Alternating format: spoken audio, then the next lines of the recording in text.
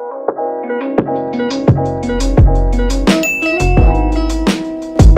beautiful being. Welcome back to my channel, Rising with Rachel. I am Rachel, and together we rise in talking about all things cosmic and consciousness. Before we get started, don't forget to hit that like and subscribe button if you're feeling like you want to share a little extra love. Maybe comment down below if you feel like you resonate with this video, as it does help this silly little human earthly algorithm. As much as I don't want to be a part of that, I do want to be a part of spreading the messages that are so deeply needed to be planted in the consciousness of the human collective during this crucial time in human history, as we are on the forefront of a spiritual revolution where we are witnessing the biggest awakening in human consciousness in the history of time. With our own work in raising our own consciousness and levels of self-awareness, we are quite literally implementing positive energy mindsets, awarenesses into Earth's crystalline grid system that is accessible to every person on the planet at every given point in time. We are quite literally planting the fertilizer in the soil that allows other people to grow, to awaken, to anchor in their own codes, that therefore raises the vibration of humanity as a collective, and in turn raises the vibration of the planet to help Mother Earth anchor in these new Earth codes, to fully embody the new Earth based in love, freedom, expansion that she was always meant to be. And it starts with you and me. So let's get into it. Today I want to talk to you about listening to your body. Your body is your biggest messenger. It is always in communication with you through your feelings, through your thoughts. You are always being pointed, guided, directed to where you are supposed to be going, to what conclusions you are supposed to be coming to. Whether it's something mental or literally physical steps that you are supposed to be taking, you are always being communicated to. You see, our human body, right, is not our only body. We have multiple energy bodies. In fact, this is what an aura is known as. For more information on auras, what they are, how to see them, what they're about, how they affect everything around you, go ahead and check out some of my previous videos that I'll link here and down below. Essentially, humans have around them a biomagnetic energy field that expands feet beyond them, right? So you can almost visualize it like a web, a grid that is always around you in the shape of an egg. Now, what this means is that your biomagnetic field that is expanded all around you is constantly receiving energetic information from its environment, from other energies that are present, and it is always relaying messages to you, but it is up to us to be able to understand how to listen to those messages, how to decipher, how to distinctly understand what information energetically is being brought forward to us. One of the easiest examples that I can give about feeling your biomagnetic energy field and understanding the messages behind it is when you meet somebody for the first time. Your first impression of someone, the energy that you get is your biomagnetic field tapping in to another biomagnetic field, because the thoughts, the feelings, everything that is happening with the person that day, right, is broadcasting a certain vibration. They are vibrating at a certain frequency. Your biomagnetic field is able to pick up on this frequency, and that will develop as your first impression. So if your first impression about somebody is, I don't really like them, something is off, you are picking up on their energetic field because your energetic field is tapped into it. In fact, it's like playing bumper cars with it, essentially. But even when somebody is not next to you, your biomagnetic field is picking up on all types of signals and messages from the environment that it's in. Obviously, when there's a being next to you, although from one perspective, you can say all things are beings because everything has consciousness, but that's a different conversation. And what most people would deem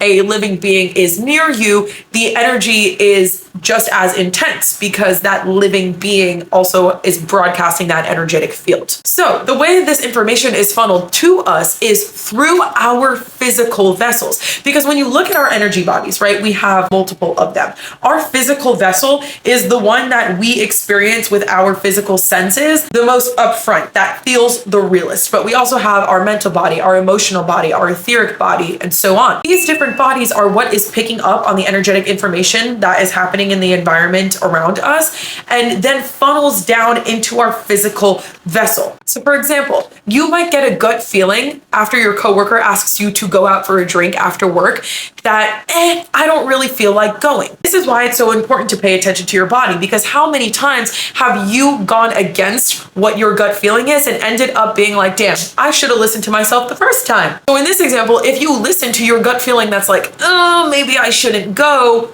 you will probably have a better time staying home, because what you're experiencing in that moment, right, is your biomagnetic field experiencing going out with your coworker already, saying and telling you in this here now moment that it was not really worth it, you would have benefited more from staying home.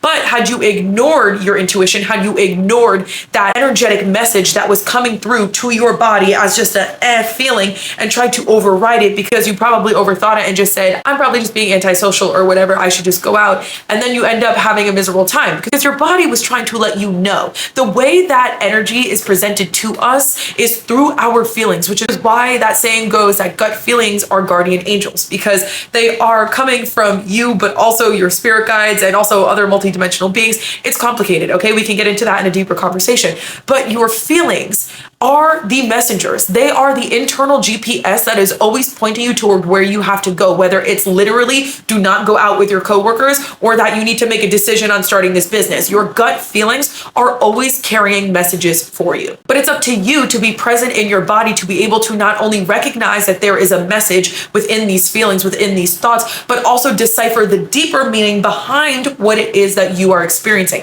And you do this by cultivating a witness awareness within you. When you can remove yourself far enough from your feelings, from your thoughts, from what you are experiencing in your physical vessel, there is a being that sits behind all of it and watches the melodrama play out. And that being is the truth of who you are. That is the energetic source that you are. That is your soul noticing the ego, the logical brain, all the stuff that comes up that keeps us stuck in cycles of thought. When you can remove yourself and sit in that observer, that witness position, you are more easily able to decipher what is a message, what the message is, where it's coming from, and so forth. And it's truly crazy because honestly, the only way that you develop a deeper connection with your intuition, with listening to your body and being able to understand your body is by just blindly following it. Like I'm telling you, the more you just blindly follow whatever comes up for you, like the second you have a feeling and you say, oh, okay, I'm feeling angry because of this random moment when I was 4 years old, believe it. Just blindly believe it. And I'm telling you, the universe will provide you evidence that your initial feeling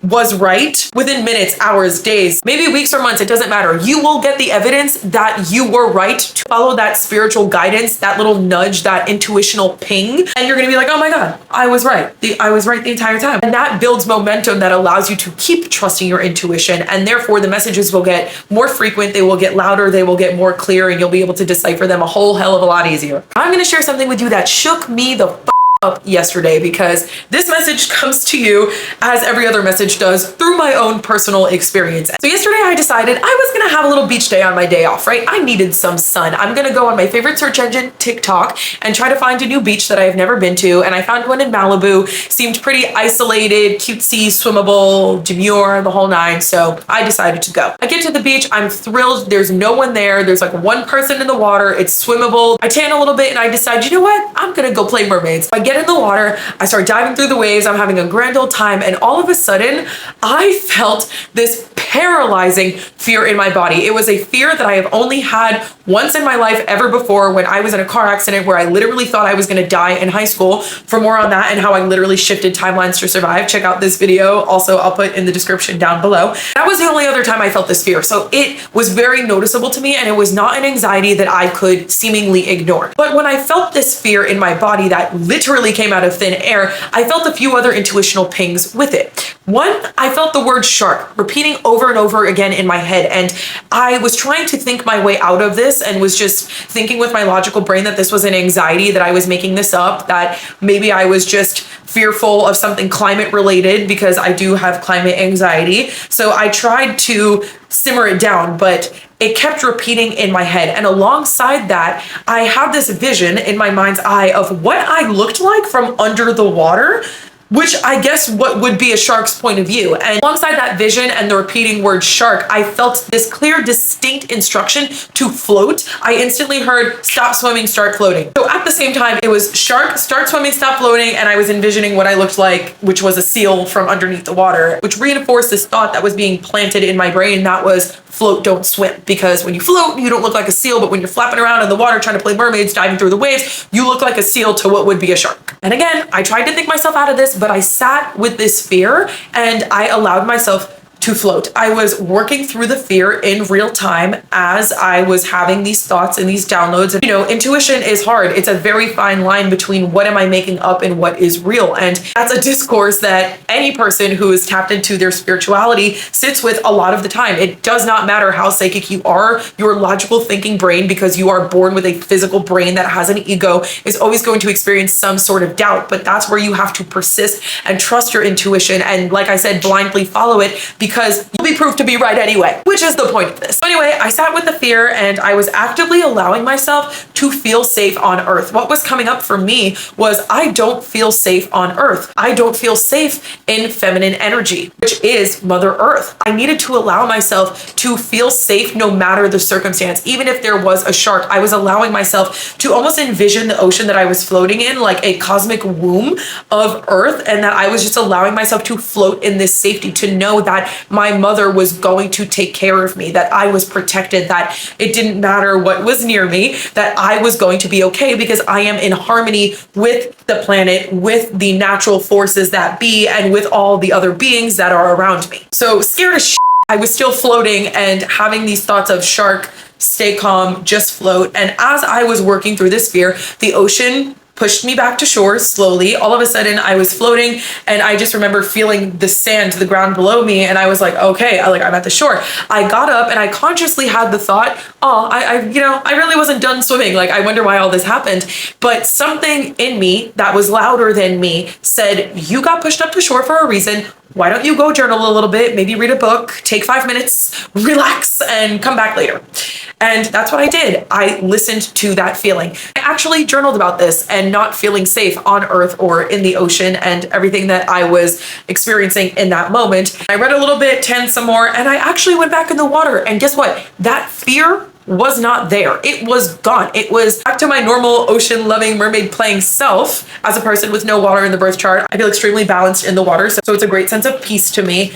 But I couldn't shake what happened earlier. Actually, the very fact that I was okay in the water the second time was very confusing to me and reinforced that something was up with the first time that I was in the water. I just kind of let it go, acknowledged it as something that was weird, and kept it pushing, came home, went to bed. Everything was good. Wake up this morning, I get on TikTok, and the first video that I see is a TikTok captioned Malibu RN, Malibu right now. This video that was posted off Malibu Pier of a great white shark right by the shore. And guess where I was? About a half a mile away from Malibu Pier. This is how close I was to the great white shark. And if you know anything about sharks or just have any common sense, you know that sharks don't stand still, right? They continue swimming. In fact, they swim for miles. They swim literally from Australia to South Africa. They can go for thousands of miles.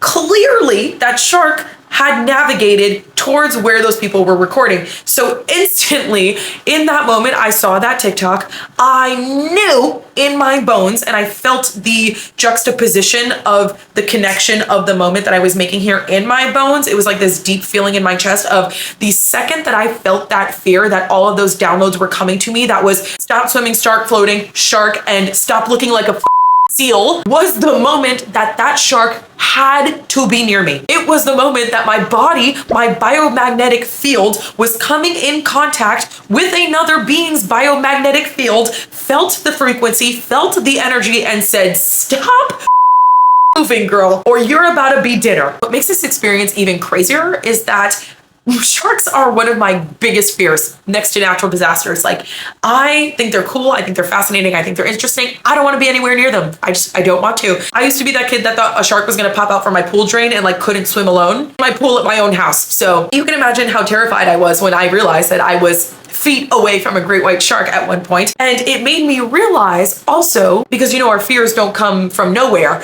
that that was probably a moment, again, like my car accident video, I will again tag here, that I experienced a timeline shift. Because had I not been intuitive, had I not been working on my intuition enough, doing my own shadow work enough to cultivate that witness awareness within me, to be able to recognize the signs in my body and understand them as clear, distinct messages that I had to follow, I probably would have continued swimming around and flailing like a fish, playing mermaids in the waves, and potentially looked like a appeal to this shark and made myself somebody's dinner. And in one reality, that did happen because multidimensionality is real. Again, when you watch that video, it'll make a whole lot of sense to you.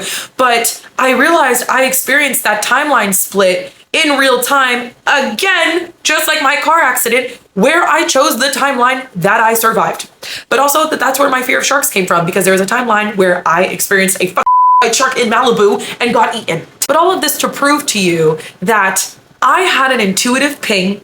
I listened to my body, the evidence followed up. I felt shark, stopped looking like a seal, and the next day I woke up to a video of a great white shark being recorded feet away from me. Your body is always trying to communicate with you. Your energetic field is always picking up on messages to also send to you. Not only is your body giving you messages about experiences and people in your life, but also your environment, your surroundings, and it is always trying to keep you safe. But it is up to you to quiet the thought cycles that live in your brain of what's gone on in the past, your anxieties about the future, what current experiences you're facing right now. When you are empty, when you are present, when you are aware of what's going on in your body, and again, cultivate that witness space within you, that's when the magic happens. That's when you can start building this deeper relationship with your body and understanding it, as I like to say, in order to be able to decipher the crystal clear messages that it is constantly broadcasting to you. Start cultivating a relationship with your body. Start honoring the fact that your body is always trying to give you these messages. Start building that deeper connection so that you can work with it in co-creation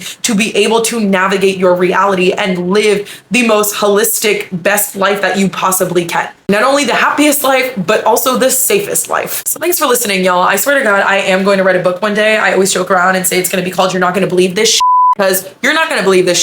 I have seen, done, experienced so much that the average person just could probably never even fathom, like being feet away from a great white shark, just randomly trying to swim in the ocean on a beach day, or even dancing on stage with Fifth Harmony, having a fight with Harry Styles, leaving high school to meet Bill Clinton, Jeff Bezos telling me my smile is infectious. There's been a lot. And it all comes with amazing stories that carry within them specific medicines that I am able to dig through and recognize so that I can share them with you and help further, again, plant these seeds of consciousness that are so deeply needed in the human collective during this time. And listening to your body is one of them. So thank you so much again for listening. Please leave a comment down below if you have experienced anything crazy where your intuition was letting you know about something that was about to happen and either you missed it or you did experience it. Regardless, I thank you. As you do your inner work and help yourself, you also help the collective. So thank you again. I see you, I honor you, I love you, and I will see you in the next one. Bye, guys.